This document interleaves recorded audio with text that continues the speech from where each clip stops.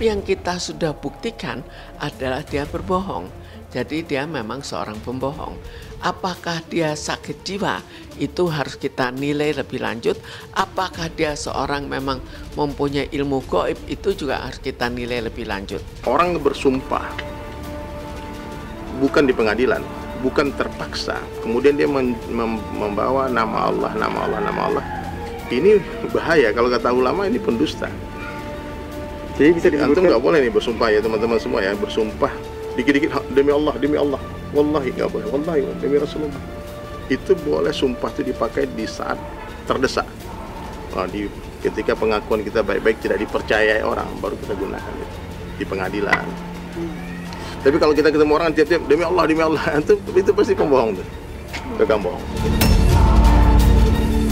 Beliau sudah menuduh saya melakukan penipuan. Saya ingin tahu siapa yang saya tipu, karena memang backgroundnya saya dengan Bang Marcel ini sebenarnya sudah berbeda.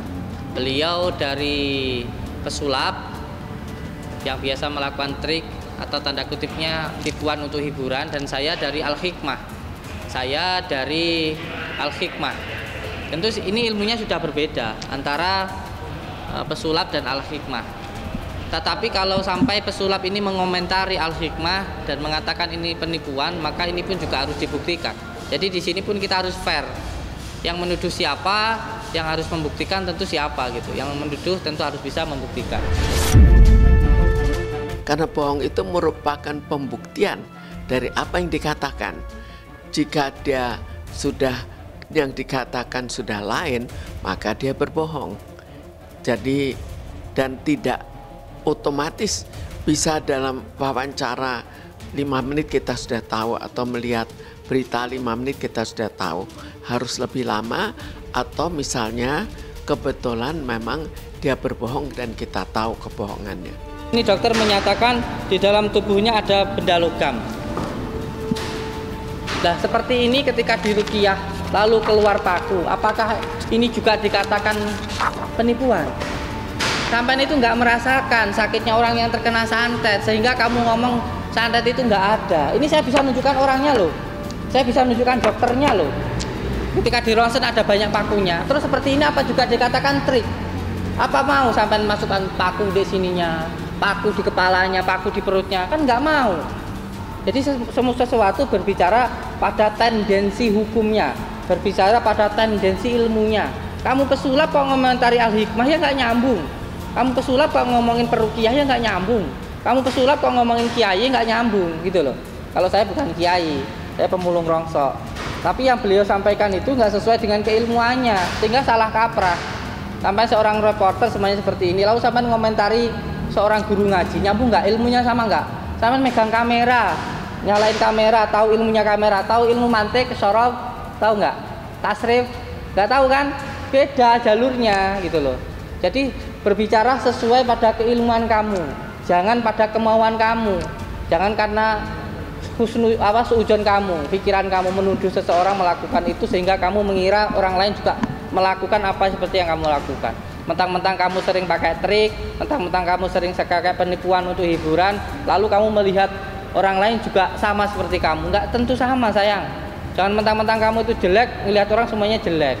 Jangan seperti itulah. Kita itu harus sesuai pada tendensi hukumnya, pada tendensi ilmunya masing-masing.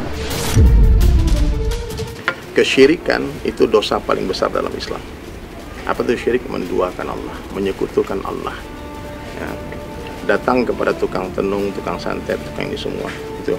Saya tidak bilang Mas Samsudin dia melakukan aksi kesyirikan ya.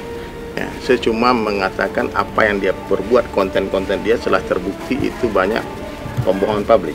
Ya. Itu banyak trik-trik. Itu konten di setting. Oke lah itu settingan semua, nggak ngaku aja.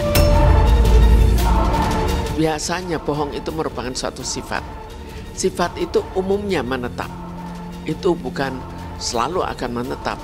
Tapi kita lihat lagi, misalnya orang sering berbohong, tapi dalam berbohong itu tiap kali ketahuan, maka dia otomatis akan mengurangi kebohongannya. Misalnya, sekarang sudah ketahuan trik yang terjadi, trik kebohongan yang dilakukan, maka kebohongan dalam trik ini akan berkurang.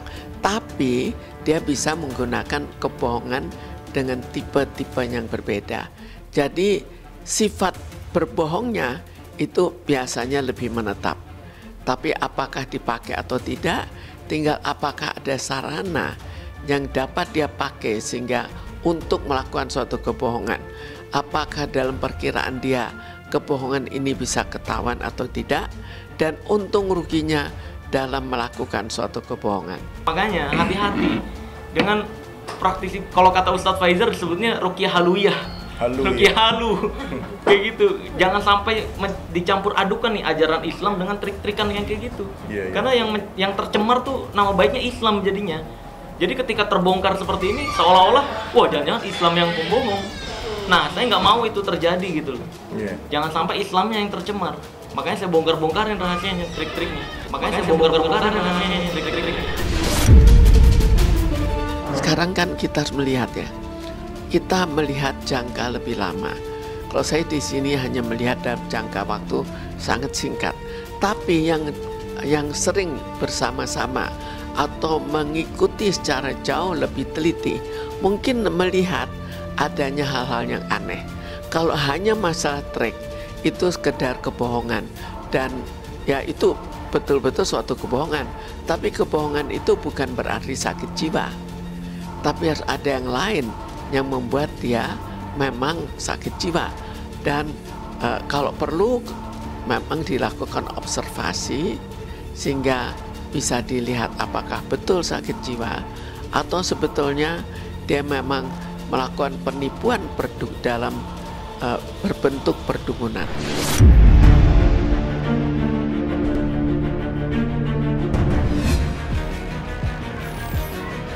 Kemarin infonya katanya habis sakit ya, Mami Dina? Iya, biasa asam lambung. Terus sekarang kondisinya gimana, Mbak?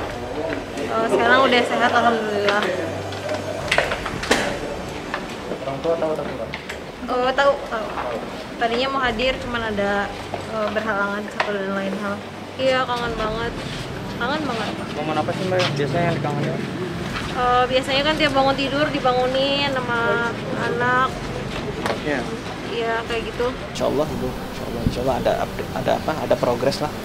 Biasa kalau sakit kan mungkin karena asam lambung naik atau apapun itu ya, itu biasa. Ya harus ada ini ya, ada SOP ya. Beda kan kalau di luar kan tinggal datang ke rumah sakit, kalau ini ada SOP-nya. Seperti itu aja yang membedakan, seperti itu. Hal tersebut mungkin aja dalam hukum itu diatur ada. Kita selalu berdoa seperti itu harapannya untuk Medina. Banyak faktor ya, mungkin yang tadi Mbak bilang mungkin pikiran atau makanan, semua sekedar. Mungkin faktor kalau asam lambung mungkin dari pikiran. Sepertinya saya bukan dokter tapi saya rasa seperti itu. Anak sehat alhamdulillah. Kebetulan saya yang jaga di rumah sama saya. Kalau anak saya masih terlalu kecil ya, masih umur 2 tahun, jadi dia belum begitu paham soal itu. Cuman menanyakan ya ada. Saya pernah bawa anak untuk jenguk, pernah. Cuman kan nggak bisa terlalu sering ya. Jadi dalam beberapa waktu tertentu ya saya bawa anak untuk menjenguk supaya Medina juga bisa melepas rindu. Terus anak saya juga bisa tetap melihat ibunya. Ada pasti sharing. Ya paling kita yang di luar hanya bisa menguatkan, bisa mensupport agar tegar, agar sabar, agar banyak-banyak mendekatkan diri. Itu aja. Ya, kangen dengan anak agar bisa kembali dan bisa beraktivitas, kumpul bersama keluarga, itu pastilah harapannya seperti itu. Kalau Medina itu kan keadaan dia kan nggak stabil ya. Dia memang nggak gampang. Kita harus menyesuaikan diri dengan orang yang seperti Medina. Karena Medina, saya dampingin Medina dari awal, dari pertama menikah itu memang saya sering bolak-balik nganterin Medina secara intens ke psikiater. Bahkan obat-obatan yang dikonsumsi Medina pun juga keras. Semua segala macam untuk mengatur obatnya. Kan saya sempat tanya sama dokternya, obat ini untuk apa, obat ini untuk apa. Ini obat ketika lagi manik, dia bilang gitu. Ketika lagi fase manik, lagi fase yang apa itu namanya, sedang semangatnya gitu kan ya, ada fase seperti itu, maka akan diberikan obat yang untuk menurunkan itu agar dia tidak over. Lalu ada masanya ketika dia sedang depresi atau sedang di bawah gitu ya, ada obatnya supaya dia depresinya tidak berlebihan, seperti itu. Jadi saya sepanjang mendampingi Medina, saya lihat kejiwaan dan psikologinya dia memang harus diterapi dengan intens.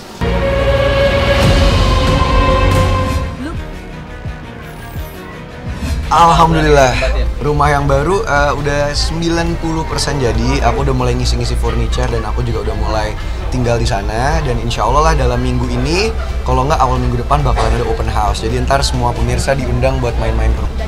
Ya alhamdulillah lah, maksudnya akhirnya kerja keras yang aku lakuin di dunia entertainment selama ini kan membuahkan hasil juga, bisa menikmati hasil kerja kerasnya gitu. Jadi ya seneng, bangga, dan nggak sabar untuk teman-teman, keluarga semua bisa main ke sana. Oh nggak, maksudnya kalau aku mulai kerja di dunia entertainment kan mungkin dari 4 atau 5 tahun yang lalu ya. Jadi ya alhamdulillah waktu itu setahun di dunia entertainment aku bisa beli rumah, dan rumah itu adalah rumah yang sekarang aku renovasi gitu. Jadi tadinya pengen aku jual, cuman ketika ada rezeki lebih aku pikir ya kan ini nilai sentimennya tinggi banget gitu. Rumah pertama gimana pun perjuangan dari dulu, misalnya pas papa mama baru pisah, aku waktu itu tinggal sendiri, belum punya rumah, dan aku bisa kerja dan akhirnya beli rumah itu kan banyak kenangan-kenangan dan kayak perjuangan yang aku ingat jadi pelajaran hidup aku kan. Jadi aku pikir ya udahlah, kenapa nggak kita bagusin aja rumahnya, jadi bisa cerita nanti ke anak-anak, ke cucu-cucu kalau ini nih rumah pertamanya aku. Ya lumayan lah, jadi ya apa ya, semoga ntar siapapun yang main kesana juga nyaman, keluarga happy, dan yang penting orang tua bangga. Ya alhamdulillah, maksudnya aku juga bersyukur banget ada papa yang ngebantu di keuangan ya. Jadi aku nggak harus yang kayak ngirit, maksudnya nggak keluar negeri, nggak kemana. Bahkan kayaknya aku tahun ini udah banyak banget keluar negeri gitu kan kemarin-kemarin. Cuman ya harus diimbangi dengan kerja keras juga, dengan nabung, jadi bisa mendapatkan apa yang kita inginkan. Iya, bahkan papa kan manajer aku, jadi papa yang ngatur juga keuangan, desain rumah, bahan-bahan. Papa tuh sangat involved banget.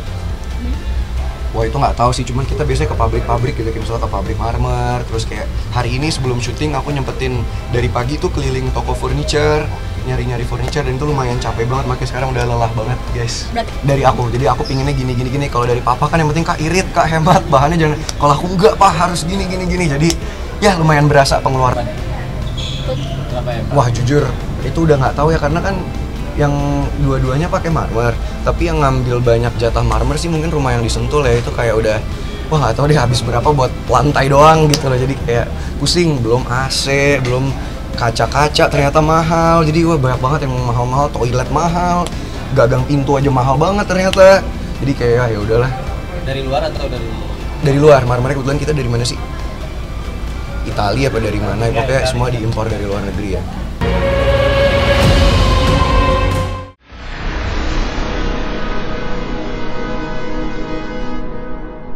Jadi jangan lupa untuk subscribe Cumi Cumi. Ditekan ya tombol lonceng merahnya.